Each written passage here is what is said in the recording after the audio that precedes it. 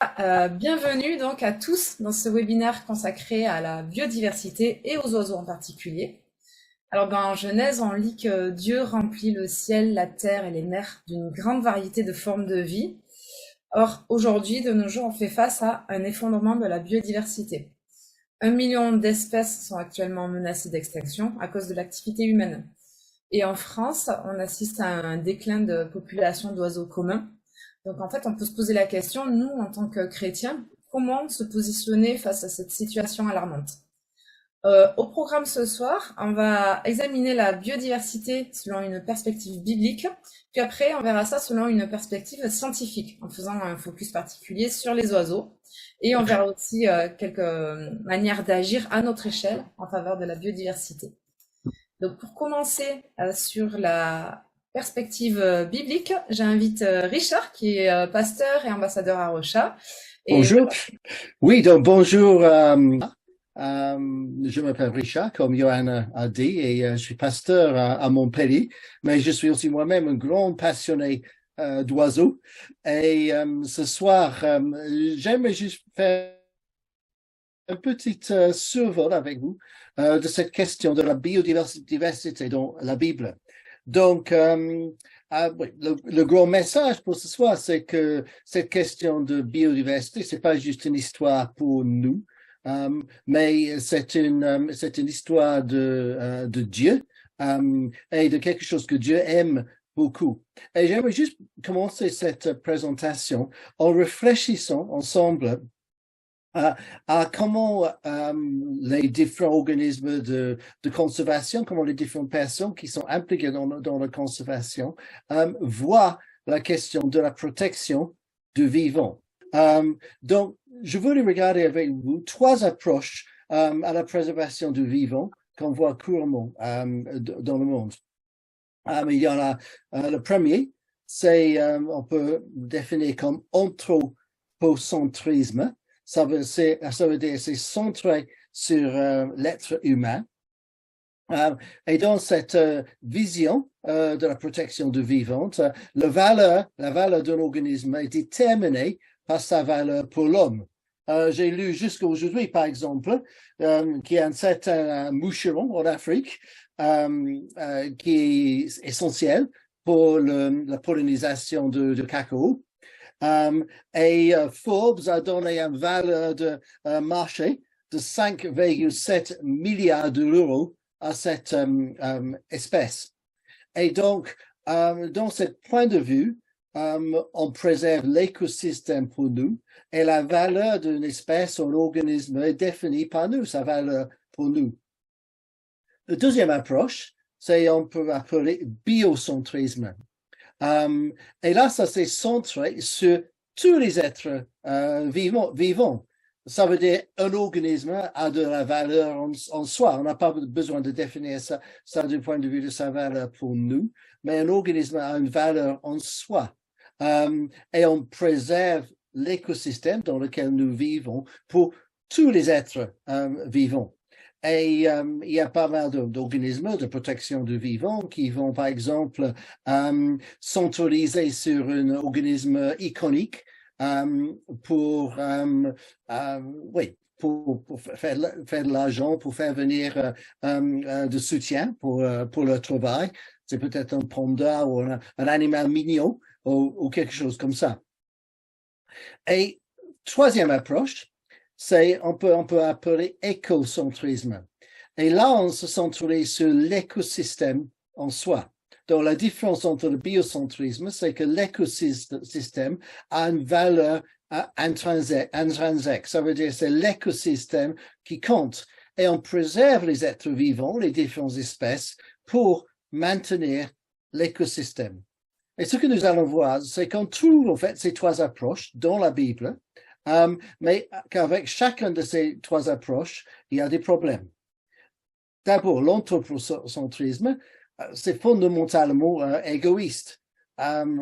Juste et donner une valeur, ou faire une sorte de marché des valeurs de différents aspects de l'écosystème, c'est très, très compliqué à gérer et à maintenir. avec le biosystème, centrisme, on peut avoir un sentimentalisme, peut-être pour certaines espèces iconiques, plus que pour d'autres. Pourquoi est-ce qu'un animal mignon est plus important qu'un moustique, par exemple? Et où est la valeur de l'être humain en tout ça? Beaucoup de chrétiens ont des problèmes avec cette approche-là parce qu'ils disent non, mais l'être humain est quand même plus important que toutes les autres espèces. Et avec l'écocentrisme, on peut aussi tomber dans une mentalité un peu Gaïa, un peu New Age, où on dit que tout l'écosystème est en soi divin. Si vous avez vu un film comme Avatar, avec Ewa, qui est la sorte de déesse dans ce film-là, vous comprenez un petit peu l'approche qu'on peut avoir là. On fait de l'écosystème un dieu. Et ça peut aussi entraîner une dévaluation de l'être humain. L'être humain peut être juste vu comme un virus qu'il faut éliminer. C'est l'être humain qui est le problème. Et il y a souvent des conflits avec l'humanitaire. Mais comme je dis, on va voir dans la Bible que toutes ces trois choses ressorties. Et ce dont nous avons besoin, c'est d'avoir un théocentrisme qui tient toutes ces choses ensemble. Alors, commençons ensemble notre survol de la Bible. D'abord, j'aimerais commencer au commencement. Ça, c'est le début de Genèse. Et là, on voit que Dieu crée toutes choses, les êtres vivants, des oiseaux volant au-dessus de la terre, dans la grande étendue du ciel, les espèces de grands animaux marins, chaque espèce d'être vivant qui se mouve et poisson dans les eaux, et chaque espèce d'oiseau ailé. Et Dieu vit que c'était bon. Quelques versets plus tard, Dieu fit chaque espèce d'animaux sauvages. Il fit chaque espèce de bestiaux, chaque espèce de reptiles et d'insectes. Dieu vit que c'était bon. Et j'aimerais que vous remarquiez certaines choses là-dedans. Là, on est avant que l'être humain a même été créé. L'être humain n'existe pas encore jusqu'à cet verset 25. On voit là une célébration de la biodiversité dans la Bible. On voit Dieu avec sa création et il se réjouit de tout ce qu'il a fait. On peut bien imaginer sur son fauteuil après en train de dire « Ah, c'est beau ça, c'est magnifique, c'est absolument super ce que j'ai fait là. » Et donc, on voit tout de suite que chacune de ces espèces ont une valeur en soi. Dieu vit ça et il voyait que c'était bon. Donc, Dieu prend plaisir dans la biodiversité, c'est bon. Mais voyez à la fin, le dernier verset, 31, il est particulièrement satisfait de la création dans son ensemble. Il dit, Dieu considéra tout ce qu'il avait créé et c'était très bon. C'était très bon. Il y a certains qui voient ce verset-là et disent, well, donc ça c'est parce que Dieu avait créé l'homme à ce moment-là. Mais non, c'est pas ce que le texte dit. C'est lorsque Dieu considère l'ensemble de ce qu'il a fait, il voit que c'était très bon. Et donc, on voit un certain écocentrisme en tout ça, une satisfaction avec l'ensemble de tout ce que Dieu a fait. Et c'est là, je pense, qu'il faut qu'on comprenne tout dès le début, que la biodiversité est pour Dieu. Ce n'est pas histoire fondamentalement de nous. Je pense que s'il y a un verset de la Bible qui m'a projeté dans cet désir dans mon cœur en tant que chrétien de s'impliquer de Dieu, c'est ce verset dans le psaume 24 où le psalmiste dit « La terre et ses richesses appartiennent à l'Éternel ». Et moi, j'avais lu ce texte maintes fois avant, mais il y avait un jour où je me suis dit « Mais mince !» En fait, tout ça appartient à Dieu. C'est pas à moi, c'est pas histoire de moi. Et donc, alors ça veut dire c'est à moi de protéger ça et prendre soin de ça si je veux honorer Dieu. Au Colossiens chapitre 1, verset 16, c'est par lui, Jésus, et pour lui que Dieu a tout créé. Donc, on peut réellement dire que dès le début de la Bible, on voit que la biodiversité n'est pas centrée sur nous, mais c'est centré sur Dieu. C'est pas pour nous, c'est pas histoire de nous, c'est histoire de Dieu. Et ça, c'est fondamental dans nos réflexions sur tout ça.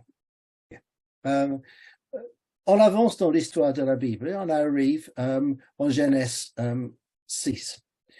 Et là, on va voir comment Dieu s'engage envers sa création, comment Dieu s'engage envers la biodiversité.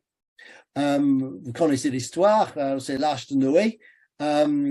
Et Dieu dit à Noé, de chaque espèce d'oiseau, de quadrupèdes et d'animaux qui se meuvent à ras de la terre, un couple viendra vers toi pour pouvoir rester en vie. Procure-toi aussi toutes sortes d'animaux et faisons provision pour vous, en nourrir toi et eux. Donc, et puis un petit peu plus tard, il dit, pour ma part, je vais établir mon alliance avec vous et avec vos descendants après vous, ainsi qu'avec tous les êtres vivants qui sont avec vous, oiseaux, bétail et bêtes sauvages, tous ceux qui sont sortis du bateau avec vous, tous les animaux de la terre. Qu'est-ce que nous pouvons apprendre ici?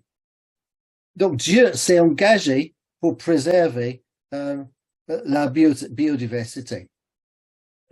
Et ce qu'on voit ici, c'est une alliance, l'alliance noénique, qui est avec tous les êtres vivants. Toutes les espèces sont concernées. La promesse de Dieu de ne pas tout détruire, c'est pas juste envers les êtres humains, mais c'est envers tous les êtres vivants que Dieu a créés. Donc, et Dieu sert d'un être humain, Noé, pour les sauver.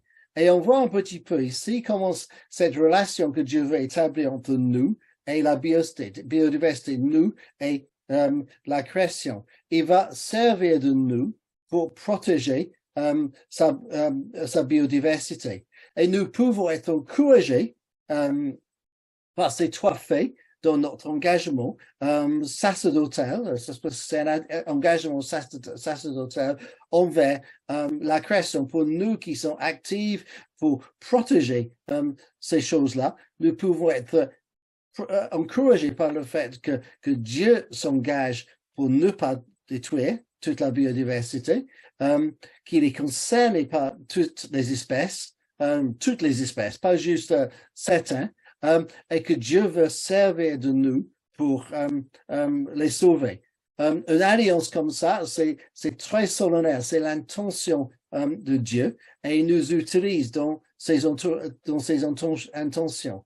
Donc, soyons encouragés en voyant ça. Mais ça reste pour l'instant histoire de Dieu. Néanmoins, en chapitre 9, toujours dans l'histoire de Noé, on arrive à un autre aspect de la biodiversité nous concernant. Dieu dit à l'être humain, tout ce qui remue et qui vit vous servira de nourriture, comme les légumes et les plantes. Je vous donne tout cela. Toutefois, vous ne mangerez pas de viande contenant encore sa vie, c'est-à-dire son sang. Quant à votre sang à vous, j'en demanderai compte pour votre vie. Quiconque le répondra, que ce soit un animal ou un être humain, je lui demanderai compte. Je demanderai compte à chaque homme de la vie de son semblable. Donc, Dieu nous donne aussi les plantes et les animaux pour nourriture. Donc, dans ce sens-là, on est dans un aspect anthropocentrique de la biodiversité. Donc, même si la création n'est pas juste pour nous, comme on a lu en Colossiens, que c'est pour Jésus, nous pouvons jouir de son abondance. Un exemple que je peux donner, j'ai un garage chez moi, j'ai un fils qui aime bricoler, qui crée des choses dedans, et vraiment, mon garage est à lui, il peut faire tout ce qu'il veut dedans, mais ça reste mon garage à moi, mais en quelque sorte je lui donne pour qu'il puisse utiliser les outils et faire les créations qu'il aime faire. S'il laisse le pagaille, je me sens un peu pas respecté. S'ils rangent, même s'ils achètent des outils pour remplacer les autres qui sont cassés, des choses comme ça, je me sens respecté. Et dans ce sens-là, Dieu nous donne toutes ces créations pour jouir de tout ce qui est dedans. Donc, nous avons intérêt à le gérer bien et de respecter la vie animale. Regardez dans le texte que quand on ne tue pas un animal légèrement, c'est pas quelque chose qu'on fait avec légèreté. Il y avait toute une question de cérémonie autour du son. En Habakkuk, par exemple, Dieu a dit par rapport aux Babyloniens, tu seras submergé par la violence que tu as exercée contre la forêt de Liban.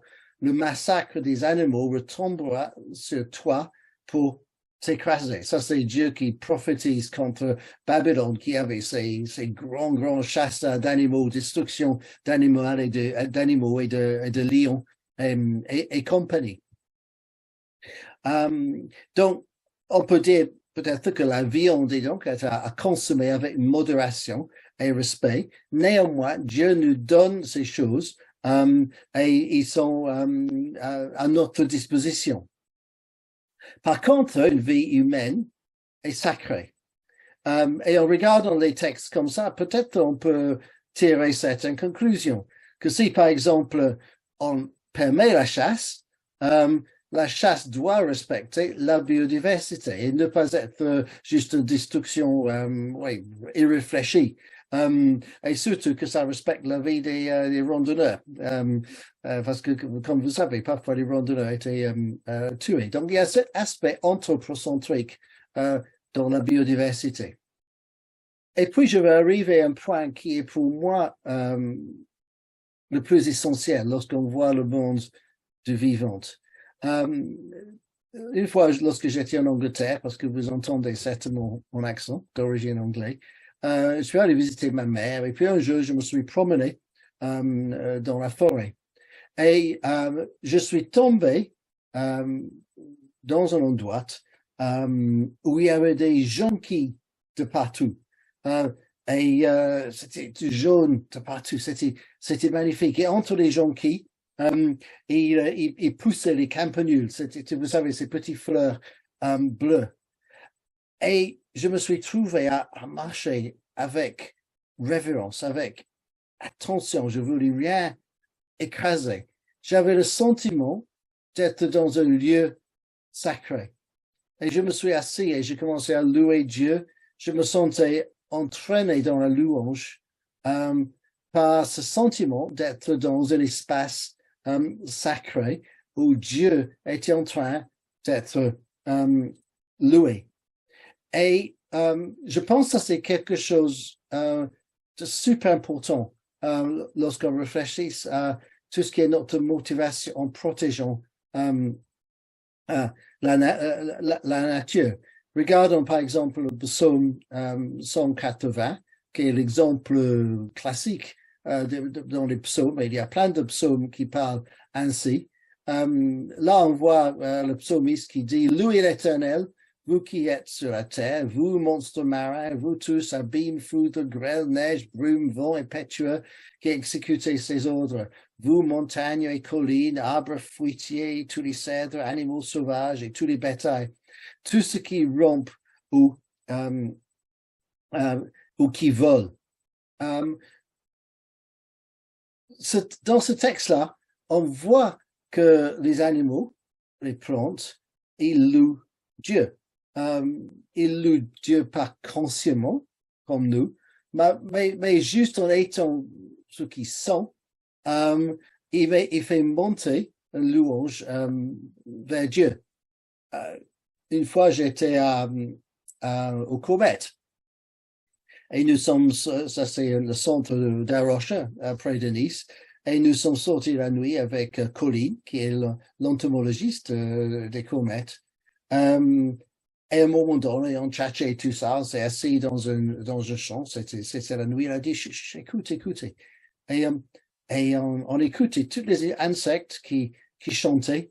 Il y avait des insectes, même des insectes lumineux qui volaient autour de nous. Elle a dit, mais écoutez, silence, il loue Dieu. Et là encore, on se sentait dans ce lieu sacré où Dieu était en train d'être loué. Mais attention, on va réfléchir à ce que ça veut dire, parce que lorsque je parle d'un espace sacré, je ne parle pas d'un objet de louange.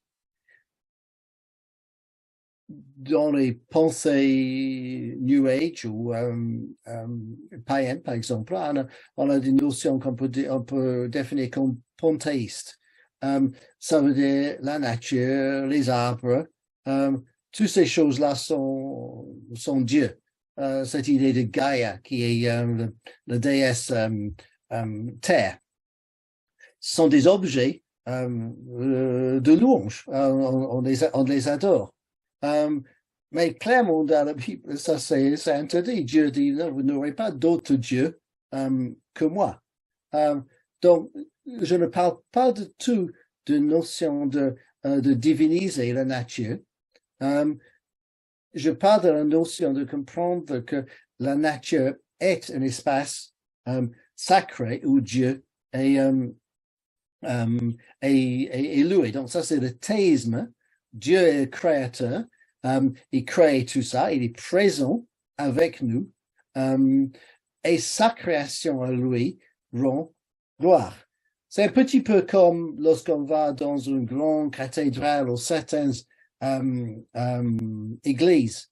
J'ai mentionné ma fille là, qui est là un jour. Nous sommes allés dans une cathédrale tous les deux. On s'est juste assis parce que c'était tellement bien d'être là. C'était à Wales, en Angleterre. On sentait que l'espace, c'était un espace pour louer Dieu, que les gens ont aménagé cet espace pour que Dieu soit glorifié. C'est comme une cathédrale. Si on va dans une cathédrale, on ne vient pas avec des bonbons de peinture et tout ça, faire des graffitis et des choses comme ça. On sait que pour respecter Dieu, donc respecter Dieu veut dire on respecte un espace sacré. Ou donc encore plus la forêt, encore plus la biodiversité, encore plus toutes ces créatures que Dieu a créées, parce que ce sont les espaces que Dieu a créés où Dieu qui est loué. Et dans un espace sacré, on peut appeler ça parfois un temple, on a un être humain souvent qui est l'intendant, le gardien du temple. On peut appeler cette personne le prêtre. Et je pense qu'une vision qui est bien développée dans la Bible et dans la création, c'est que la création ressemble à un temple où Dieu met l'être humain comme le prêtre, comme le chef, comme celui qui est responsable, qui gère cet environnement. Parfois, ce que l'être humain fait, il voit tout ce que Dieu fait, comment tous les êtres vivants louent Dieu, et il commence à mettre des mots sur ça, comme on voit dans cette psaume-là. Donc, il y a à la fois quelqu'un qui règne, qui est une autorité, qui domine, mais aussi quelqu'un qui prend soin et qui protège et qui met au mot intelligent tout ce qui se passe. Et ça, c'est dans la Bible, ça s'appelle un sacerdoce royal. Et comme vous savez, la Bible dit que vous êtes un sacerdoce royal. Et une partie de ce rôle de sacerdoce royal sur la terre aujourd'hui, c'est de protéger la biodiversité et protéger cet espace sacré. Donc, alors, en fin de compte, prendre soin de l'environnement est un acte de louange. Et donc, si on veut une approche théocentrique à la biodiversité, à la protection du vivant, voyez ça comme ça, que c'est un acte de louange, ce que nous faisons ensemble. Donc, en conclusion, vivons durablement tout en respectant la biodiversité. Là, il y a un texte classique de Deutéronome 22. Si tu trouves en chemin un nid d'oiseau sur un arbre ou par terre, un nid avec une mère couvrant des œufs, ou abritant des oisillons, tu le prends par la mer avec sa couvée, laisse vers la mer et tu peux apprendre les petits. Si tu agis ainsi, tu seras heureux et tu vivras longtemps. Et là, on voit un petit peu englober tout ce qu'on vient de dire, que il y a un respect fondamental pour Dieu de vivre avec ça durablement. Dieu nous donne les oiseaux à manger, mais il nous met dans cet espace aussi pour protéger ça et pour vérifier que ça continue de manière durable. Donc, dans l'espace agricole et même urbain, je pense que la Bible nous appelle à ne pas exploiter tout. Et il y a une notion de Shabbat dans la Bible où la septième année, la terre a été laissée en repos. Je pense que nous pouvons, nous aussi, créer l'espace pour les arbres, des plantes sauvages, des animaux entre les champs. Ne pas exploiter tout l'espace qui est là, mais créer des espaces entre les champs ou les bâtiments où la biodiversité peut foisonner. Moi, j'aimerais bien voir venir le vivant davantage en ville. Ici, dans notre village, on a même un projet avec une petite association ici pour faire venir le vivant, faire venir plus d'espèces dans le village pour qu'ils soient là vraiment avec les êtres humains, mettre des nichoirs, des choses comme ça. On peut parler de maintenir les couloirs verts pour permettre une mixité génétique. Si on veut maintenir la biodiversité, bon, il faut que les différentes espèces puissent les différents animaux puissent se mettre en contact pour se reproduire et pour qu'il y ait une réelle diversité d'espèces. Et si tout est cloisonné, ça c'est empêché. Célébrer, garder des espaces sauvages. Je ne sais pas si vous remarquez ce texte dans Job, où Dieu dit, qui a laissé l'onagre courir en liberté? Ça, c'est le l'âne sauvage, en fait. Qui a rompu les liens qui retenaient l'âne sauvage? Moi, je lui ai donné le désert pour demeure et les plateaux salés pour résidence. Je ne veux rien savoir des villes populeuses. Il ne veut rien savoir des villes populeuses, excuse-moi. Il n'entend pas les cris du conducteur de l'âne. Il parcourt les montagnes pour trouver sa pâture à la recherche de toute verdure. Là, il y a une célébration des d'espaces sauvages. C'est bien de laisser des espaces où les animaux sauvages puissent développer et nous pouvons apprécier ces choses aussi. Et alors, sortez un peu ce printemps, appréciez comment les créatures, les plantes rendent gloire à Dieu. Et effectivement, comme Johanna a dit au début, mais c'est vraiment un bon moment pour faire ça. Voilà, merci. Merci beaucoup, Richard, pour ce partage. On va maintenant laisser la place à Timothée Schwartz, qui est notre responsable scientifique à Rocha France. Voilà, je te laisse la place, Timothée. Bonsoir à tous. Donc pour ceux qui ne me connaissent pas, effectivement, je suis directeur scientifique d'Arocha depuis un petit moment, depuis 2008. Je suis basé à notre petit centre de la vallée des Vaux, au Mas Mireille. Et donc je dirige une petite équipe sur place qui travaille principalement effectivement sur les questions de suivi et de la biodiversité et de conservation des espèces et des milieux naturels. Et puis je mène aussi des projets un petit peu ailleurs en France. Et l'une de mes spécialités, c'est effectivement les oiseaux. Et Richard l'a pas trop dit, mais c'est aussi une de ses grandes passions. Il habite pas très loin de chez moi. Et du coup, on est amené à observer, à aller visiter parfois ensemble quelques sites assez remarquables pas loin de chez nous, avec beaucoup d'oiseaux. Donc voilà, aujourd'hui, on m'a demandé ce soir de vous apporter donc des éléments un peu plus concrets sur la biodiversité, sur l'état de la biodiversité, et puis de faire un focus plus particulier sur les oiseaux. Donc c'est parti. Alors du coup, alors, quand on pense à biodiversité, on pense souvent à des milliers d'espèces qui ont été donc des espèces que Dieu a créées, qui sont autour de nous. Et voilà, là, c'est un exemple de biodiversité qu'on peut observer au banc d'Arguin en Mauritanie. Oui. C'est un site, une zone humide à bord de mer remarquable avec des centaines de milliers et des millions d'oiseaux qui s'arrêtent pendant la migration. Mais bon, il n'y a pas que les oiseaux qui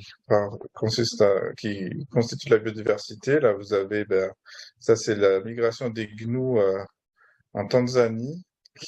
C'est aussi un événement assez remarquable qui célèbre, qui démontre un peu la biodiversité qu'on a autour de nous. Elle n'est pas que sur la Terre, elle est aussi dans la mer. On peut voir ici les récifs coralliens sont aussi un peu des emblèmes de la biodiversité.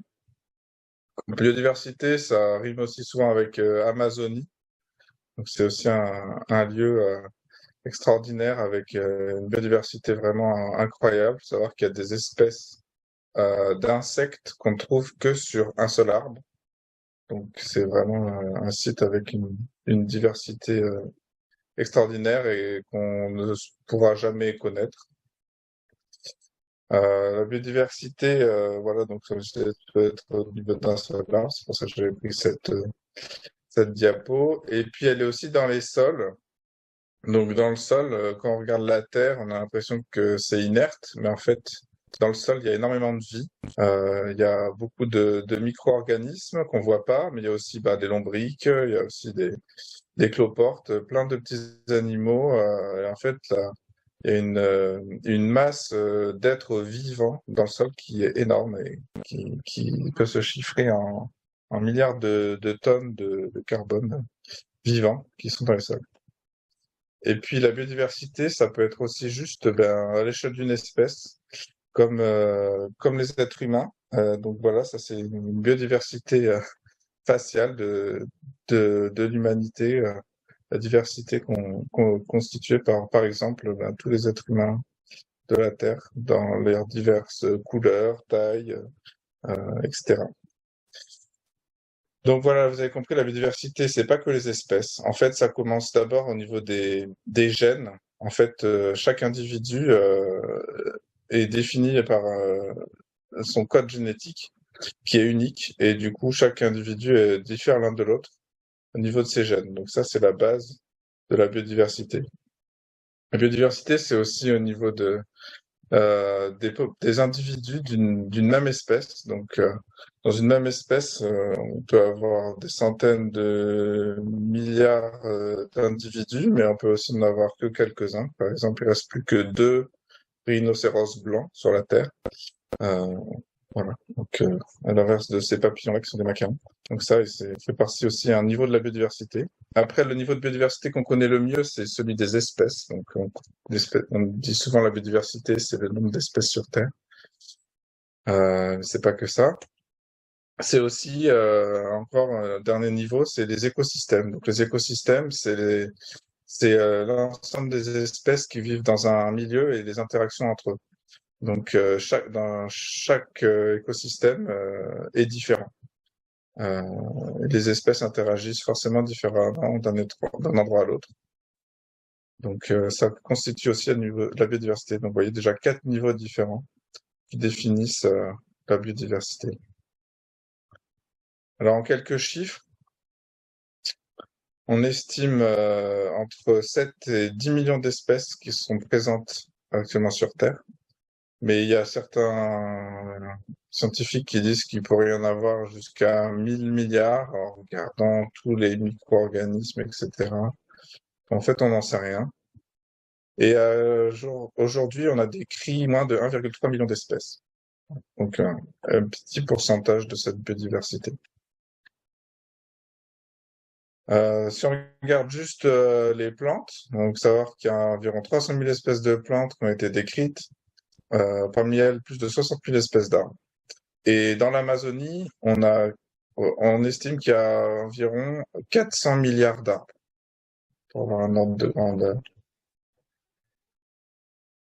Alors, si on regarde d'autres animaux, les animaux, pardon, là, par exemple, la diversité d'espèces de poissons, on estime environ 28 000. Mais la majorité, par contre, des espèces, en fait, de faune, sont dans les insectes. Parce on estime qu'il y a plus de 1,3 million d'espèces d'insectes. On les a pas toutes décrites, évidemment. On a recensé plus de 5 000 espèces de mammifères, plus de 6 000 espèces d'amphibiens, plus de 9 000 espèces de reptiles. Et en termes de nombre d'individus, estime qu'il y a plus de 50 milliards d'oiseaux et donc 7 milliards d'humains. Donc aujourd'hui, il y a encore plus d'oiseaux que d'êtres humains. On va voir ça plus en détail après. Alors, il y en a qui se demandent parfois à quoi ça sert toute cette biodiversité. Donc, en fait, c'est indispensable pour pour l'homme, mais aussi pour tout l'écosystème terrestre. Et pour le maintien de la vie, en fait, la vie produit la vie. Notamment les plantes produisent l'oxygène qui est nécessaire à la respiration et elles permettent la séquestration du carbone, qui est important comme on sait pour maintenir le climat. Les insectes pollinisent les plantes et permettent d'obtenir des fruits, des légumes, et il y a à peu près 75% des cultures qui nécessitent la pollinisation par les insectes. La biodiversité permet aussi la régulation des maladies. Ça s'en est un peu rendu compte avec le Covid, même si on n'est pas exactement sûr de la provenance du Covid, mais ça nous a rappelé que la faune sauvage était aussi vecteur de maladies et que si on faisait n'importe quoi avec elle, on pouvait libérer des virus qui étaient maintenus bien cachés loin de nous dans la biodiversité sauvage. La biodiversité, ça permet aussi de créer des écosystèmes qui vont servir de tampons contre des événements extrêmes, comme les tsunamis. Il y en a eu un, là, je crois, ces derniers jours, dans le Pacifique, il me semble. Euh, donc voilà, c'est les forêts de mangroves, notamment en bord de mer, qui permettent de lutter contre ça.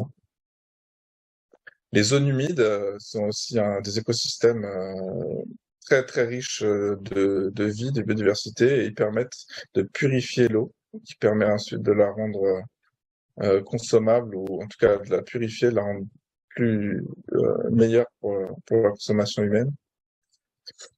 Et puis ils permettent aussi d'améliorer la productivité des sols, la biodiversité. Je vous ai expliqué, donc dans les sols, il y a énormément de micro-organismes qui permettent de recycler toute la matière organique qui tombe, par exemple les feuilles mortes, et ce qui les rend ensuite, cette matière organique, à nouveau disponible pour les nourrir de nouvelles plantes. Et puis aussi, du coup, pour aussi produire toutes les plantes qu'on fait pousser pour l'alimentation humaine. Alors, vous le savez, la biodiversité est malheureusement en crise. Donc, on a une espèce animale sur 8, animale et végétale, pardon, qui est menacée d'extinction à brève échéance. Donc ça, c'est un travail qui est mené par une grande organisation qui s'appelle l'UICN, l'Union internationale pour la conservation de la nature, qui a créé donc l'outil qui s'appelle les listes rouges. C'est un outil qui a été créé d'ailleurs par le directeur international actuel, s'appelle d'Arosha, qui s'appelle Simon Stewart. Petite info pour ceux qui ne savaient pas. Et donc c'est un outil qui permet de mesurer le niveau de danger de chaque espèce. Donc savoir quel est le risque qu'elle s'éteigne en fait à courte échéance. Donc on essaye de l'estimer pour un maximum d'espèces.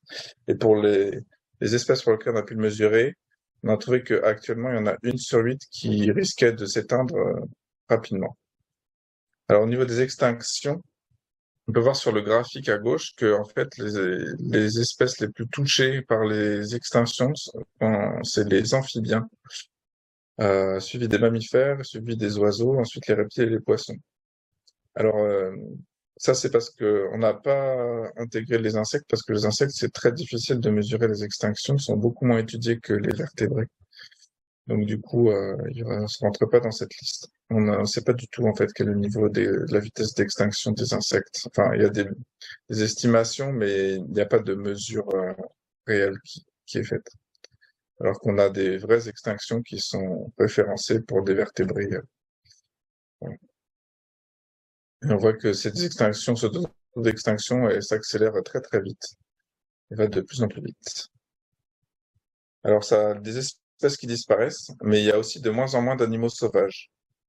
Donc il y a un indice qui a été créé par le WWF, donc une grande ONG de conservation, et qui dit, cet indice, en fait, il mesure la taille des populations d'animaux sauvages. Et en regardant donc au niveau des vertébrés, des oiseaux, des mammifères, des poissons, des reptiles, des amphibiens depuis 1970, il y a une baisse de 70% du nombre d'animaux sauvages, donc de vertébrés sauvages. Donc voilà, c'est gigantesque. Ça veut dire que en gros, il y en a 3 fois moins, enfin moins de 3 fois moins aujourd'hui que dans les années 70. Alors ça, c'est un nombre d'individus, et quand on regarde en biomasse, donc si on cumule le poids de tous les animaux sauvages, et ben c'est pareil, c'est énorme. Et il y a une étude qui a été faite en Allemagne dans des zones protégées, donc des secteurs qui sont censés se porter mieux qu'ailleurs. Et ils ont montré qu'en 24 ans, la biomasse en insectes avait diminué de presque 80%. Donc c'est pareil, c'est un effondrement énorme de de la biodiversité, donc de ce groupe très important pour les écosystèmes que sont les insectes. Donc voilà où on en est. Et puis vous connaissez peut-être le syndrome du pare-brise.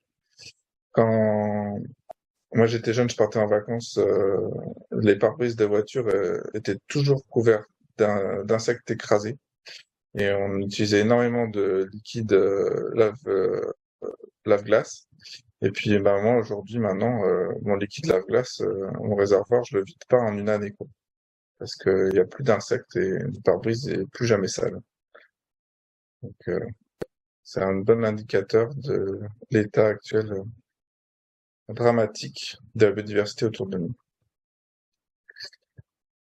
Alors du coup, on va passer après ce constat pas très réjouissant, on va passer à des animaux que je connais bien, qui sont les oiseaux. Alors, qu'est-ce que c'est qu'un oiseau? Donc les oiseaux, ce sont des vertébrés. Donc ils ont un squelette rigide. Alors tétrapodes, ça veut dire qu'ils ont 4 membres ailés. Donc ils ont en particulier des 2 membres supérieurs qui sont des ailes. Ils sont bipèdes, donc ils marchent sur leurs 2 pattes. Ils ont des plumes et ils possèdent un bec, je précise, sans dents. Donc les poules n'auront jamais de dents, puisque sinon ce ne seraient pas des oiseaux. Ils sont ovipares, donc ils pondent tous des œufs. Et petite info que vous savez peut-être pas, mais ce sont des dinosaures. Donc ce sont les derniers dinosaures sur Terre. Ce sont la grande famille des théropodes, que faisait partie par exemple le tyrannosaure. Donc c'est une branche des théropodes, qui sont les oiseaux, et c'est la seule branche des dinosaures qui a survécu à la grande crise d'extinction qui a eu lieu il y a 65 millions d'années. Donc voilà, les dinosaures sont parmi nous. Vous êtes au courant maintenant. Alors, les oiseaux, c'est un groupe donc très ancien et du coup aussi très diversifié. Il y a donc la classification, en fait, on divise, on regroupe les espèces en différentes familles, etc. Et au niveau de l'ordre, donc c'est juste en dessous, donc il y a les oiseaux qui sont séparés en ordre. Il y a déjà 40 ordres différents, ce qui est déjà énorme. Donc il y a parmi ces 40 ordres, il y a ça forme un ensemble de plus de 11 000 espèces. Donc il y a un livre qui vient de sortir là, il n'y a pas très longtemps qui s'appelle All the Birds of the World. Et donc il y a 11 524 espèces qui sont recensées, donc sachant qu'il y en a des nouvelles qui sont décrites en permanence. Alors pas spécialement qui sont découvertes dans la nature, mais en fait souvent on s'aperçoit que des populations qu'on pensait être des populations d'une même espèce sont en fait 2 espèces différentes. Donc on sépare des espèces. Donc c'est pour ça que le nombre augmente. C'est surtout du fait de ces découvertes qui sont plus liées en fait à des recherches en génétique que vraiment des découvertes dans un milieu naturel inexploré. Alors il y a, donc je l'ai déjà dit tout à l'heure, il y a on estime à plus de 50 milliards d'oiseaux sauvages vivant sur Terre, dont plus de la moitié sont des passereaux. Donc les passereaux, c'est plus de 6500 espèces sur les 11 524, donc plus de la moitié, hein, sont des espèces. La moitié des individus, du coup, présents sur Terre sont des passereaux. Donc les passereaux, ce sont en fait les plus petits oiseaux pour la majorité, enfin, ça fera parmi les plus petits oiseaux, et ce sont des oiseaux qui se perchent et qui, en général, donc chantent pour marquer leur territoire. Il faut savoir quand même que aujourd'hui, les oiseaux d'élevage, en biomasse, c'est plus de 2 fois les oiseaux sauvages. Donc, il y a beaucoup plus d'oiseaux dans les fermes-usines, etc., en tout cas en masse, que dans la nature. Donc, voilà, dans les 50 milliards d'individus que je nommais juste avant, ça ne comprend pas toutes les poules de batterie. Alors en France, donc en tout cas en métropole, on a plus de 570 espèces qui ont été recensées, donc observées au moins une fois. Parmi celles-ci, il y a 308 espèces qui sont nicheuses, au moins occasionnellement. Et il y a par contre une seule espèce qu'on ne trouve qu'en France, c'est la citelle de Corse. Donc elle vit en Corse. Les 307 autres espèces nicheuses en France nichent aussi dans d'autres pays d'Europe. Alors, malheureusement, comme le reste de la biodiversité, vous le savez, les oiseaux disparaissent. Alors, c'est pas nouveau, hein, vous connaissez peut-être le livre de Rachel Carson, Printemps silencieux, qui date, je sais plus si c'est les années 60 ou 70, mais qui parlait déjà, en fait, de la disparition des oiseaux dans les campagnes américaines, à cette époque-là, du fait, en fait, de l'apparition de l'agriculture intensive, de l'usage des pesticides, notamment de certains pesticides comme le DDT, qui, en fait, rendaient les œufs impossibles à incuber. En fait, la coquille des œufs est devenue tellement fine que les oiseaux ne pouvaient plus les incuber. Et ça a entraîné des disparitions énormes de populations d'oiseaux dans les pays qui utilisaient ce produit, qui heureusement a été interdit. Donc aujourd'hui, on a déjà recensé 134 espèces d'oiseaux éteintes. Il y a 14% des espèces recensées qui sont menacées, donc 1 sur 7. 50% de toutes les espèces sont en déclin. Donc en termes de nombre d'oiseaux, on estime que il y a 3 milliards d'oiseaux en moins dans le monde en 50 ans. Et en Europe, 600 millions d'oiseaux qui ont disparu dans la nature en 40 ans. Et l'espèce la plus touchée, eh bien, c'est le moineau domestique, avec, on estime, 250 millions de moineaux domestiques qui ont disparu des campagnes et des villes d'Europe, les 40 dernières années.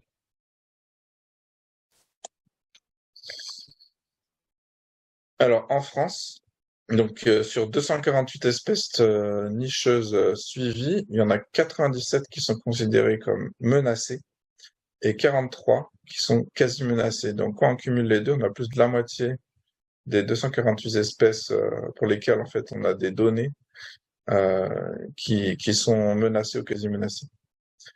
Et quand on regarde les oiseaux les plus communs, donc il y a un suivi national qui s'appelle le STOC, le suivi temporel des oiseaux communs, qui est fait dans toute la France. C'est un suivi auquel je participe notamment. Et bien, ce suivi qui vise les oiseaux communs a permis de dire que un tiers de toutes les espèces d'oiseaux communs sont en déclin. Et c'est des espèces comme les hirondelles, mais comme aussi le chardonneret, le verdier, le serin. Voilà, vous avez en bas à droite là les chiffres. 43 espèces d'oiseaux communs sur 123 sont en déclin, 42 sont stables et 31 quand même sont en augmentation. Donc par exemple, une espèce qui est en augmentation, c'est le pigeon ramier ou la palombe, qui a les effectifs ont doublé en 20 ans en France. Alors vous voyez le graphique, en fait, il montre que en fait les choses se passent différemment en fonction des de la spécialisation des espèces, parce qu'il y a certaines espèces, comme vous le savez sans doute, qui sont spécialisées pour vivre, par exemple, dans la forêt, comme les pics, ou dans les zones agricoles, comme les alouettes. Et il y a des espèces qu'on appelle généralistes qui peuvent s'adapter partout. Et on remarque que les espèces spécialistes sont en régression et que les espèces généralistes sont en augmentation. Donc ça montre aussi que les milieux naturels, en fait, sont en régression et que du coup, ben, les espèces spécialistes ne trouvent plus où nicher et que seules les espèces généralistes s'en sortent puisqu'elles peuvent s'adapter plus facilement à toutes les modifications et destructions que causent les hommes. Donc, les causes de la disparition des oiseaux, c'est d'abord la destruction des sites de reproduction par l'arrachage de haies, par l'intensification agricole, mais aussi par des choses comme la rénovation du bâti. Donc là, je vous montre par exemple la maison en bas. Bon, ça, c'est une photo que j'ai trouvée sur Internet. Mais il faut s'imaginer que dans la maison en bas à gauche, il peut y avoir plusieurs familles de moineaux, de rouge-queue, de tourterelles, de chouettes qui peuvent nicher. Dans la maison de droite, s'ils ont bien fait son travail et bien comblé sous les tuiles, ben, c'est possible qu'il n'y ait plus une seule espèce qui niche. Alors c'est peut-être très bien pour la maison, elle est très isolée, elle est très bien au niveau de son bilan carbone, mais une rénovation faite de fond en comble sans laisser la place aux oiseaux, et ben ça peut avoir l'effet de faire disparaître plus de 10 couples nicheurs de différentes espèces. Voilà, c'est un exemple. Et puis ne parlons pas, par exemple, du fait si on bouche, quand on a des hirondelles dans une grange et qu'on décide de rénover la grange et de fermer l'accès, eh ben, on empêche d'un coup à des dizaines d'hirondelles de nicher et il faut savoir qu'elles ne trouveront nulle part ailleurs où faire leur nid. Alors, d'autres causes, c'est aussi la destruction des habitats d'alimentation, de ce qui leur sert à se nourrir, notamment du fait de l'usage de pesticides qui tuent notamment ce qu'elles mangent, parce qu'il y a énormément d'insectes, d'oiseaux qui sont insectivores, qui se nourrissent d'insectes, et du coup, les insecticides détruisent ce dont ils se nourrissent. Mais c'est aussi tout ce qui est transformation des milieux naturels ou agricoles par des milieux industriels ou urbanisés. L'artificialisation des sols aussi, le fait que de plus en plus de personnes aussi font des jardins stériles, c'est-à-dire qu'au lieu d'avoir de l'herbe, des arbres dans leur jardin, ils préfèrent mettre des cailloux et du gazon synthétique. Voilà. C'est un exemple. Alors il y a aussi des causes de mortalité et de disparition plus directes. Alors une grande cause de disparition en France, c'est les chats. Les chats, à savoir que c'est des prédateurs très efficaces et ils sont très nombreux et en fait, ils sont pas très contrôlables. Donc souvent, les chats, ils prédatent des oiseaux, des lézards, d'autres animaux, mais on ne le sait même pas. C'est des fois, il y en a qui les ramènent leur proie à leur propriétaire, mais des fois, pas du tout. Donc la plupart des chats qui vivent dehors sont prédateurs. Il y a bien sûr la chasse, donc c'est régulé en partie en France, notamment pour la plupart pour les espèces protégées et même pour une partie des espèces chassables, il y a des mesures de gestion qui permettent de limiter l'impact, mais il y a des pays où ce n'est pas le cas, notamment pour les espèces migratrices. Donc ça, la photo en bas à droite, c'est des tourterelles des bois qui ont été chassées au Maroc, mais ça se peut, c'est des tourterelles qui nichent en France. Voilà. Et elles peuvent se faire décimer pendant leur migration. Il y a aussi des problèmes liés au trafic. Il y a des espèces qui sont trafiquées vivantes ou mortes, soit pour leur chant, pour leurs plumes ou juste pour la collection. Donc une espèce avec un gros trafic dans le sud de la France, c'est le chardonneret élégant, parce qu'il est utilisé pour des concours de chant, notamment en Espagne, mais pas que. Ça se fait aussi dans le sud de la France. Mais c'est une espèce protégée, donc c'est absolument interdit de la capturer et de la garder en cage. Alors, il y a aussi le changement climatique. Le changement climatique qui provoque des problèmes pour les oiseaux, en particulier pour les espèces migratrices. Un exemple, c'est avec cet oiseau qui est le gobe-mouche noir. C'est un oiseau migrateur qui va passer l'hiver au sud du Sahara. Mais en fait, il cale sa reproduction sur l'émergence de certaines espèces de chenilles. Et le réchauffement climatique fait que ces chenilles ont tendance à être actives plus tôt dans la saison. Mais en fait, du coup, c'est trop tôt pour eux. Donc, quand ils arrivent de migration, eh ben, ils n'ont pas assez à manger pour nourrir leurs petits. Donc, ça cause des problèmes de survie des jeunes et ça est une des causes de diminution de la population de cette espèce. Donc, il y a en fait une dichotomie entre le timing de la migration et le timing de disponibilité des proies pour les jeunes quand les espèces sont spécialisées comme celle-là. Alors, pour lutter contre tous ces menaces, Arocha mène différentes actions et je vais vous en parler maintenant rapidement. Donc déjà, on essaie de suivre ce qui se passe. On a différents suivis qui sont mis en place depuis des années qui nous permettent de mesurer en fait l'évolution des populations. Donc on fait par exemple un comptage mensuel des oiseaux d'eau sur toutes les zones humides de la vallée des Baux, donc autour de la région d'Arles. On fait aussi des suivis d'oiseaux nicheurs. Donc je vous ai parlé tout à l'heure du protocole STOC. En fait, c'est des points d'écoute qui permettent de recenser les oiseaux nicheurs sur certains endroits. On fait aussi un protocole un peu similaire sur le domaine des courmettes, que certains d'entre vous doivent connaître. On fait des comptages de populations nicheuses sur des espèces grégaires, comme par exemple le héron pourpré. C'est un héron colonial qui est rare et en diminution, mais qui niche dans un des sites où on travaille, au Marais de Lillon. Puis on fait aussi des suivis de population sur, par exemple, le rôlier d'Europe. On va parler un petit peu plus juste après. Un autre suivi qu'on mène, c'est le suivi de la migration. Et pour ça, on fait surtout, nous, du bagage. Donc, le bagage, c'est un protocole scientifique qui consiste à capturer des oiseaux, à leur mettre des bagues en métal qui sont très légères et avec un numéro unique. Et ça permet, en fait, de mieux connaître leur migration, leur fidélité, et puis de permettre en plus de prendre des informations sur leur taille, leur poids, leur état de santé, etc. Donc c'est grâce au bagage, par exemple, qu'on la connaissance de la migration des oiseaux a été acquise. Donc maintenant on connaît beaucoup plus et puis on utilise d'autres technologies, mais ça permet encore d'apporter plein d'informations scientifiques très utiles pour mieux connaître les oiseaux et mieux les protéger. Et on fait donc un suivi de migration sur un des sites où je travaille là près d'Arles, le Marais de Lillon. Et on fait notamment un gros suivi de la migration des hirondelles parce que sur ce site, il y a un rassemblement exceptionnel de centaines de milliers d'oiseaux chaque automne qui viennent dormir en fait dans la roselière. En fait, ils font une pause. Ils ont traversé l'Europe. Ils font une pause au niveau de cette roselière avant de continuer leur migration en traversant la Méditerranée.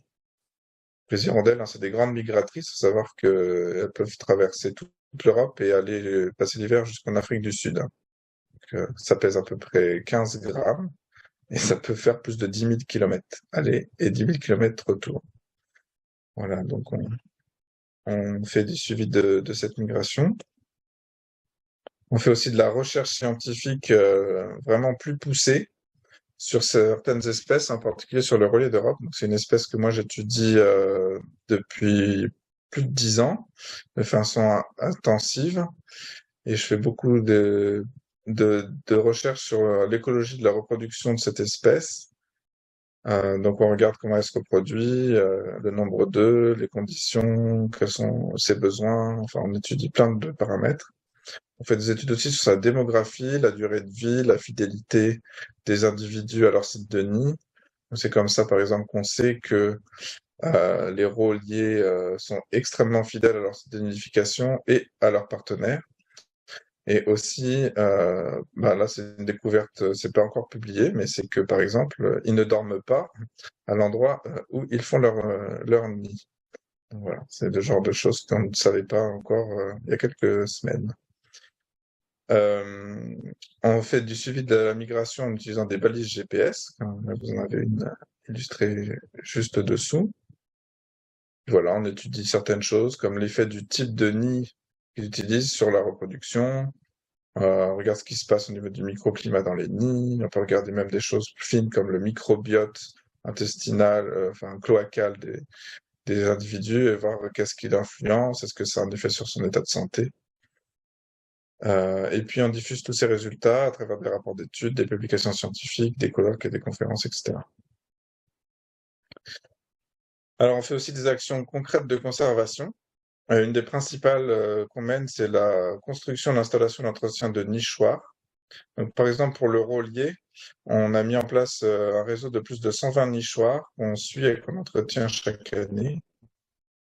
Et il y a près d'une centaine de couples de rôliers qui les utilisent chaque année. On fait aussi des opérations de plantation de haies et d'autres de restauration d'habitats qui sont favorables aux oiseaux sur les sites où on est présent. Et on fait donc de la protection de sites pour permettre qu'ils soient maintenus en bon état pour les oiseaux. Donc c'est par exemple le cas de la réserve de Lilon qui jouxte notre centre du Mas Mireille, qui est une réserve qu'on a contribué à créer en 2012.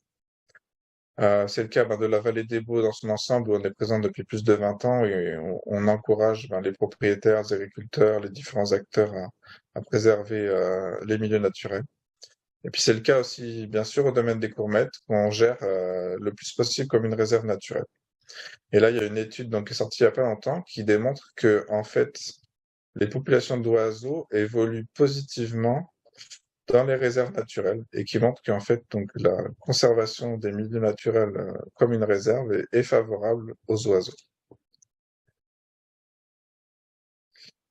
Alors, pour terminer, je voudrais juste voir quelques points sur comment aider concrètement les oiseaux. Alors, déjà, on peut les accueillir chez soi en construisant et en installant des nichoirs. Donc, on peut aussi en acheter, hein. Il y en a plein, on trouve facilement sur le site internet. Alors, il faut plutôt aller sur des sites spécialisés plutôt qu'en grande surface ou en magasin de bricolage. Si vous voulez des conseils, n'hésitez pas à nous en demander. Mais c'est aussi important de les laisser faire leur nid, que ce soit sous les tuiles de notre maison, à l'angle de notre fenêtre, dans notre hangar, dans notre garage. On peut les laisser nicher sur notre maison, ça peut faire des bons sites de nidification. Et puis bon, les crottes d'oiseaux, ça fait peut-être pas très joli, mais est-ce que ça nous dérange vraiment? On peut bien sûr favoriser aussi les insectes et toute leur alimentation autour de chez nous, en mettant des plantes locales dans nos jardins qui vont attirer les insectes, en laissant un coin sauvage dans son jardin. Il n'y a pas que les grands espaces sauvages pour l'âne sauvage, comme dit Jerry Richard, qui sont intéressants, mais juste d'avoir un petit carré de pelouse, de prairies non tondues dans son jardin, ça peut être déjà super intéressant pour les insectes et non pour les oiseaux. Mettre en place des hôtels à insectes. On peut aussi penser à des mesures simples comme ne pas tailler sa haie entre mars et juillet. Donc, il y a une campagne que la LPO fait souvent pour ça chaque année. Parce qu'en fait, c'est une période où les oiseaux nichent et donc forcément, quand on taille sa haie, on a le risque de détruire un nid, mais aussi juste de déranger et de faire abandonner ou échouer la reproduction des oiseaux. Et puis, on peut leur mettre en place des points d'eau, surtout dans les épisodes de sécheresse, de forte chaleur. Vous le faites sans doute, certains d'entre vous, on peut aussi les aider pendant l'hiver, en les nourrissant avec des mangeoires, des boules de graisse, etc. Alors je tiens juste à insister qu'il faut vraiment le faire qu'en hiver, sauf si c'est pour des études scientifiques, parce que en fait les oiseaux ils n'ont pas besoin d'être assistés au printemps et en été. Ils trouvent leur alimentation tout seuls et en fait l'alimentation des mangeoires est pas toujours très saine. Parce que des fois, les boules de graisse, par exemple, c'est pas toujours de la bonne qualité. Et donc, s'ils ne mangent que ça peut leur créer des maladies. Et les mangeoires sont pas toujours très propres et c'est aussi des lieux où ils peuvent se contaminer les uns les autres. Et là, en ce moment, avec les problèmes de grippe aviaire, il y a eu des hécatombes parmi les oiseaux. Alors, je dis pas que les mangeoires sont responsables, mais voilà, faut juste penser que les oiseaux aussi attrapent des maladies. Et les mangeoires peuvent être propices. Donc, les mangeoires, c'est bien, mais pas toute l'année. On peut aussi réduire les risques qu'ils prennent autour de chez nous. Donc, en faisant attention avec nos chats, en les gardant à l'intérieur, ou alors en leur mettant des dispositifs qui aident les oiseaux à les repérer. Donc, comme ce joli collier très coloré, qui est développé par une compagnie qui s'appelle Birds Be Safe, mais maintenant ça se trouve un peu partout sur le site de la LPO et d'autres. Donc, a priori, ces colliers sont beaucoup plus visibles et du coup, les chats sont beaucoup moins bien camouflés, donc ils ont moins de chances d'attraper des oiseaux. Faire attention à nos baies vitrées aussi. Donc, le mieux, c'est de pas avoir des surfaces trop lisses, donc de rajouter des autocollants qui cassent l'aspect lisse et uniforme de la baie vitrée. On peut bien sûr bannir les pesticides de nos jardins. Et puis, pensez aussi à éteindre la lumière à l'extérieur la nuit, parce que ça dérange aussi les oiseaux, et notamment les migrateurs. Il y a énormément d'oiseaux, notamment des passereaux, qui migrent la nuit, et ça peut les perturber dans leur orientation. Alors c'est vrai que les maisons individuelles, c'est peut-être moins grave, mais il y a des tours, des gratte-ciel où ça a été rapporté à cause de l'éclairage. En fait, les oiseaux se cognent dedans pendant leur migration la nuit et ça crée des mortalités parfois importantes. Et ça peut les perturber aussi dans leur orientation et dans leur migration. Et puis finalement, ben, on peut aussi juste adapter son mode de vie. C'est pas bon seulement pour la planète et pour, je veux dire, pour le climat, mais c'est aussi bon pour les oiseaux. Comme je vous ai dit, il y a certains qui sont très affectés par le changement climatique. Et puis le fait de manger bio et sans pesticides, eh ben, ça va inciter aussi à plus de production bio et sans pesticides, et donc à moins de pesticides dans la nature, et donc à plus d'insectes, et donc à favoriser les oiseaux. Donc voilà, tout ce que j'avais à vous partager ce soir. Puis je pense qu'on a un petit temps de questions, non, Johanna? Oui, absolument. Alors justement, on a quelques questions sur les oiseaux. Je vais commencer par, on parlait des chats. Est-ce que les clochettes sur les chats sont efficaces pour aider les oiseaux à les voir venir? Oui, ça peut être efficace, mais souvent les chats, ils sont quand même assez malins, et au bout d'un moment, ils trouvent la technique pour bloquer la clochette. Ah, Voilà. Enfin, ça dépend des chats, quoi. Ça peut se tester. ok. Sinon, bon, il y a le collier coloré qui marche bien. Ok. Pourquoi est-il bon d'aider les oiseaux à nicher en installant des nichoirs alors qu'il ne faut pas les aider à se nourrir en été? Quelle est la différence entre ces deux besoins? Alors, en fait, le besoin, l'un des principaux problèmes auxquels font face les oiseaux chez nous, c'est le fait qu'ils ont de moins en moins d'endroits où faire leur nid. Et du coup, le fait de rajouter des sites potentiels de nid comme des nichoirs, ça peut aider à combler ce problème. Alors qu'au printemps et en été, ils ont généralement pas de soucis pour trouver à manger, et surtout les espèces qui mangent des graines l'hiver comme les mésanges, pendant le printemps et l'été, elles mangent des insectes. Donc en fait, elles n'ont pas besoin de manger les graines de tournesol, etc. Donc il y a d'autres espèces qui sont granivores toute l'année, comme les serins, les verdiers, les chardonnerets, et donc eux, ça peut éventuellement, ben, ils peuvent s'en servir. Mais en général, encore aujourd'hui, ils arrivent quand même à trouver à manger dans la nature. Et et en fait, le plus gros problème qu'ils peuvent avoir, c'est plutôt en hiver. Par contre, ça a vraiment été montré que nourrir les oiseaux en hiver, ça peut aider certaines espèces et certaines populations à survivre. Donc voilà, il faut quand même c'est très bien de le faire. C'est juste que voilà, en, le bénéfice-risque au printemps-été est plutôt défavorable, donc il vaut mieux ne pas le faire. Ok. J'ai plusieurs blocs de questions concernant les nichoirs. Alors, on va dire que le premier bloc, c'est pour acheter ou fabriquer un nichoir. Quel conseil tu aurais pour choisir le modèle ou recommandations particulières? Est-ce que tu as un site à nous conseiller pour retrouver ce type de conseils? Alors, il y a énormément de choses. Il y a tout ce qui est produit par le magazine La Hulotte, qui est très bien pour avoir des plans de nichoirs. Euh, Donc ceux qui connaissent la hulotte, sinon vous regardez sur Internet. Il y a des très bons nichoirs sur le site de la boutique LPO, mais ils sont pas tous bien. Mais il y en a qui aiment beaucoup des biens. Sinon, il y a des nichoirs qui sont excellents, qui sont faits par un constructeur. Et la marque, c'est Schwegler, Schwegler, quelque chose comme ça. Et ils sont en béton de bois, ils sont à peu près indestructibles. Ils sont garantis 30 ans, je crois, quelque chose comme ça. Et ils sont de très bonne qualité et non, c'est très bien. Ok, très Ça, bien. c'est des nichoirs que je recommande, mais ils sont un peu chers, quoi. Donc après, sinon, voilà, regardez boutique LPO. Si vous voulez les faire vous-même, vous pouvez trouver. Souvent, les sites de LPO proposent des plans qui sont sympas. Mais sinon, vous avez vraiment la Hulotte qui propose des choses très pédagogiques et très bien faites. Ok. Et alors du coup, après, quand il s'agit de les installer, quelles recommandations tu donnes concernant l'orientation, comment se prémunir contre les prédateurs, on parlait des chats, à quelle hauteur il faudrait les mettre, etc. Oui. Alors, justement, pour les chats, il faut pas les mettre à moins de 2 mètres si vous avez des chats autour de chez vous.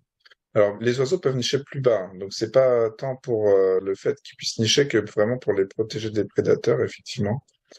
Donc, plutôt au-dessus de 2 mètres. Il faut éviter qu'il y ait une branche qui donne accès au nichoir, en particulier par en dessous.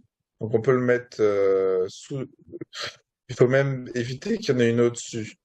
Donc le mieux, c'est de le mettre sur une partie d'un tronc d'arbre ou d'une branche où il n'y a pas d'autres branches au-dessus et en dessous. Comme ça limite le risque d'accès pour des prédateurs. Parce qu'il n'y a pas que les chats. Le prédateur qu'on oublie souvent, c'est le rat. Et les rats, en fait, ils sont très forts, notamment les rats des champs, pour grimper dans les arbres et pour trouver comment accéder dans les nichoirs. Donc nous, on a des problèmes avec les rats, notamment pour le nichoir à roulier. Donc faut y penser. Même les souris aussi peuvent rentrer dans les nids et manger les œufs. Voilà, pensez à ça. Et puis l'orientation, ça dépend où vous vivez. Dans le sud de la France, moi j'ai tendance à conseiller de ne pas mettre les nichoirs en plein soleil, parce qu'il fait très chaud l'été. Et alors, selon quand l'espèce se reproduit, ça peut être problématique pour la survie des poussins. Donc, si le nichoir peut être à l'ombre, c'est dans et orienté au sud, c'est très bien. Mais si il est orienté au sud et en plein soleil tout le temps, il faut mieux essayer de le mettre dans une autre orientation. Par contre, au nord de la France, du coup, une orientation au sud est assez intéressante en général, parce que ça permet justement d'avoir des températures plutôt sympas pour les oiseaux pendant la période d'incubation. Ça demande un peu moins d'effort. Ça augmente un petit peu le succès d'éclosion des œufs. Donc ça dépend, voilà, il faut se voir en fonction d'où vous habitez. Ok. Est-ce qu'on doit nettoyer le nichoir chaque année? Alors c'est recommandé, notamment pour la durabilité du nichoir. Alors, les nichoirs en béton de bois sont pas concernés, mais tous les nichoirs en bois, en fait, s'abîment quand même avec le temps. Et si on fait pas attention, les détritus restés au fur et à mesure du temps, ça va accélérer le vieillissement du nichoir. Et du coup, il va durer moins longtemps. Et il faut savoir que ça change rien du tout pour les oiseaux. Ils refont en général chaque fois un nid, pour les espèces qui font des nids. Et alors, il y en a qui disent que ça peut favoriser, enlever les parasites, mais en fait, il n'y a pas vraiment de consensus scientifique sur l'apport parasitaire enfin, l'intérêt parasitaire, déparasitaire du fait de nettoyer les nichoirs. Par contre, voilà, vous allez l'entretenir et il va durer plus longtemps. Et comme souvent les oiseaux ont tendance à revenir nicher au même endroit, si ce n'est pas eux, au moins leurs descendants, du coup, c'est intéressant de les préserver le plus longtemps possible. D'accord. Tu parlais tout à l'heure des rouliers que vous aviez découvert qu'ils ne dorment pas dans leur nichoir. Alors, est-ce que vous savez où est-ce qu'ils dorment? Oui, en fait, ils se dorment sur un arbre dortoir qui est situé à une distance, on ne sait pas pour l'instant, et on en trouve à 1 kilomètre, enfin voilà, mais assez éloigné du site de reproduction. Donc, c'est quelque chose dont qu'on ignorait totalement. D'accord. On a souvent beaucoup de suggestions pour la biodiversité concernant les gens qui ont un jardin. qu'est-ce qu'on peut faire quand on vit en appartement et que nos ressources financières sont limitées? Alors, on parle des ressources financières à cause du fait que les produits bio sont chers. Voilà. Ouais. Et ben, alors si vous avez un balcon ou une terrasse, faut en profiter parce qu'on peut les verdir, y mettre des plantes, même mettre des nichoirs sur sa terrasse, ça peut marcher. Même mettre des nichoirs à hirondelles au-dessus de sa fenêtre. Enfin voilà, il y a des possibilités à ce niveau-là. Bon, je sais que c'est réduit, mais chaque détail peut quand même être important. Et puis après, en fait, sinon, faut pas hésiter à s'impliquer au niveau local, peut-être voir ce que vous pouvez faire dans le parc qui est à côté de chez vous, avec l'association autour de chez vous, avec le groupe Arocha près de chez vous, voilà. Voir comment est-ce que vous pouvez vous impliquer autour de chez vous pour faire des actions pour favoriser les oiseaux pas loin de chez vous. Ok. Une autre question concernant les oiseaux. Alors, en étudiant les effets négatifs du réchauffement climatique, est-ce que la diminution des jours de froid extrême pourrait, paradoxalement, aider à la survie d'oiseaux en favorisant la quantité d'insectes disponibles à la sortie de l'hiver? Alors, ce qu'on sait, c'est que les oiseaux, effectivement, sont quand même très opportunistes. C'est notamment pour ça qu'ils ont survécu à l'extinction des autres dinosaures. Euh, et par exemple, ils peuvent modifier leur stratégie de migration du fait du réchauffement climatique. Donc, un exemple très concret. Avant, il y avait les grues descendaient toutes en Espagne et en Afrique du Nord, et maintenant on a plus de 20 000 grues qui passent l'hiver en Camargue parce qu'il y fait beaucoup moins froid qu'avant. Par avant, et de la même façon, on a des oiseaux qui nichaient pas avant en France et qui maintenant arrivent à nicher. C'est par exemple le cas de l'ibis falcinelle, c'est un très bel oiseau d'eau qui avant n'était pas du tout présent en France, c'était une rareté, et maintenant c'est un oiseau commun en Camargue et dans le sud de la France, du fait des températures plus clémentes. Parce que c'est un oiseau en fait qui craint le froid, donc en gros il survit pas aux hivers froids. Et comme il y en a quasiment plus, et la population peut se développer. Alors par contre, il y a plein d'espèces pour lesquelles ces changements ça les pousse au contraire vers le nord, à changer de milieu et à réduire leur zone favorable. Et c'est en particulier le cas des espèces de montagne qui souffrent énormément du réchauffement parce qu'elles ont besoin de froid et elles le trouvent sur de moins en moins grande surface puisqu'en fait la limite de neige notamment remonte, les zones en fait voilà, il fait froid que de plus en plus haut et donc forcément, au niveau surface, c'est de plus en plus réduit, donc les effectifs diminuent très vite. Ok. Euh, je crois qu'il y a une question que j'avais manquée, que je vais paraître, qui va reprendre un peu ce qu'on a déjà dit. Étant étudiant, je m'intéresse à la nature, à la biodiversité. Quelles sont les actions que je peux faire à mon échelle? Alors, comme je l'indiquais, il faut pas hésiter à se rapprocher déjà des associations autour de chez soi, dans une université ou autour, pour voir quoi on peut participer. Ça peut être des chantiers de restauration de milieux, de ramassage de déchets, ça peut être des ateliers de construction de nichoirs, ça peut faire justement poser des nichoirs dans sa fac, ça peut être participer aussi à des études pour suivre les populations d'oiseaux parce que c'est aussi en faisant ces suivis qu'on comprend ce qui se passe et qu'on sait quelles sont les espèces qu'il faut aider en priorité, etc. Donc tout ça est possible et au contraire, qu'en étudiant, c'est vraiment le bon moment pour mettre les mains dans le cambouis parce que c'est là qu'on a généralement finalement le plus de temps. Je vous dis ça parce que maintenant j'ai 3 enfants en bas âge et je peux vous dire que trouver du temps c'est compliqué. Donc euh, faut profiter quand on est étudiant pour s'investir si on a à cœur, si on a ça à cœur. Ok. Merci beaucoup, Timothée, pour ton intervention, pour la réponse à ces questions très pratiques. On voit que les gens sont vraiment intéressés pour passer à l'action. Alors, pour rappel, ce webinaire est organisé par le réseau ambassadeur à Rocha France. C'est ouvert à tout le monde, c'est gratuit. Donc, la prochaine fois, n'hésitez pas à inviter vos amis pour participer. Et si vous voulez soutenir les actions d'Arocha pour qu'on puisse continuer à fournir gratuitement ce type de soirée, vous pouvez faire un don. Je vous mets en lien la page des dons sur le site d'Arocha France. La soirée est officiellement terminée. Merci à tous d'avoir participé.